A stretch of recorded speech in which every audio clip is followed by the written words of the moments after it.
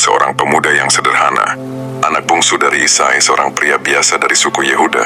Tak ada yang mengira bahwa seorang gembala yang menghabiskan waktunya di padang menggembalakan kambing domba akan menjadi raja terbesar dalam sejarah Israel. Namun justru di padang itulah Tuhan menempa hatinya. Di tengah sunyi, Daud belajar percaya, berdoa, dan menyembah Tuhan. Ia bukan hanya menguasai alat musik kecapi, tetapi juga menguasai hatinya di hadapan Tuhan. Sementara Raja Saul yang berkuasa saat itu mulai menyimpang dari perintah Allah, Tuhan pun memutuskan untuk mencari seseorang yang berkenan di hatinya. Nabi Samuel diutus ke rumah Isai untuk mengurapi raja yang baru. Ketika semua kakak Daud lewat di hadapan Samuel, Tuhan menolak mereka semua. Sampai akhirnya Daud dipanggil dari padang. Dan ketika ia berdiri di hadapan Samuel, Tuhan berkata, "Inilah dia." Daud diurapi dalam diam. Belum menjadi raja di mata manusia, tapi sudah jadi raja di mata surga. Daud tak langsung duduk di atas takhta. Sebaliknya, ia masuk ke masa-masa pelarian, dikejar, diburu, dan ingin dibunuh oleh Raja Saul yang cemburu. Namun Daud tidak pernah mengangkat tangannya melawan orang yang diurapi, Tuhan. Ia bisa saja merebut takhta dengan kekerasan, tapi ia memilih jalan iman, jalan taat, jalan penyerahan. Suatu hari, ketika ia dan anak buahnya menemukan Saul sedang tertidur di gua, Daud memiliki kesempatan untuk membunuhnya.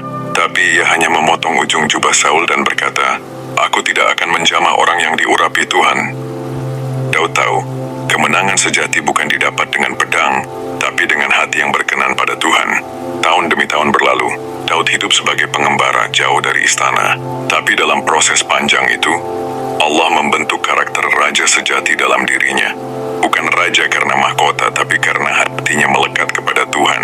Dan pada waktu yang tepat, ketika Saul mati dalam pertempuran, bangsa Israel bersatu memilih Daud menjadi raja. Ia memerintah dengan hikmat, menaklukkan musuh, menulis mazmur, dan membawa bangsa itu ke puncak kejayaan. Namun hidup Daud bukan tanpa kegagalan.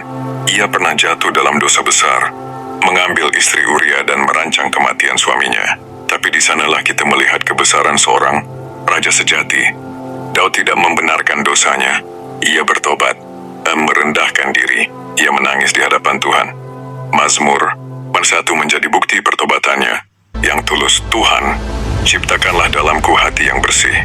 Rasa Daud bukanlah tentang kesempurnaan, tapi tentang hati yang melekat pada Tuhan. Tentang kerendahan hati, penyerahan total, dan pertobatan sejati.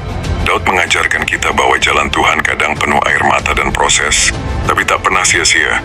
Bahwa Tuhan tidak melihat penampilan luar, tetapi hati. Dan bahwa meski kita jatuh, jika kita mau kembali kepadanya, Tuhan tetap bisa memakai kita untuk hal yang besar.